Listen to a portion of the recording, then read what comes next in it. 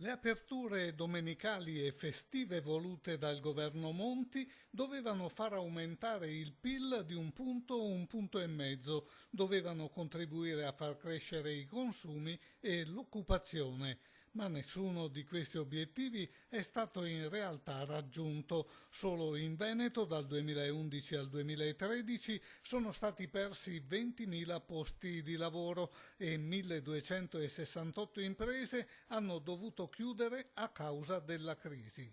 Le aperture domenicali sono stato un fallimento totale e dall'altra parte hanno provocato solamente dei problemi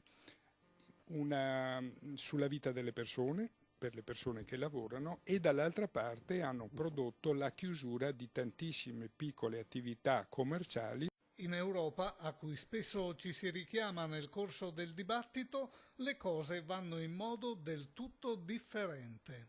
In tutti i paesi europei moderni ed evoluti il massimo delle aperture sono 12 domeniche, quindi il nostro è un paese che ha deciso di essere arretrato anche su questo piano rispetto agli altri paesi. Addirittura d'arrivo al Parlamento una legge che prevede la chiusura obbligatoria per sole 6 giornate l'anno.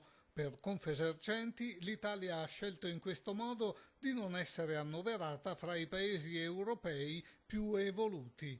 Per questo la sua risposta sarà referendum. Per questo noi sosterremo il referendum che è stato promosso da 4 regioni, ne manca una quinta, compreso il Veneto, per riportare le competenze a livello regionale. Anche il movimento delle commesse sosterrà il referendum, giudicandolo tuttavia macchinoso e complesso. La classe politica, dicono, avrebbe già potuto fare le scelte giuste.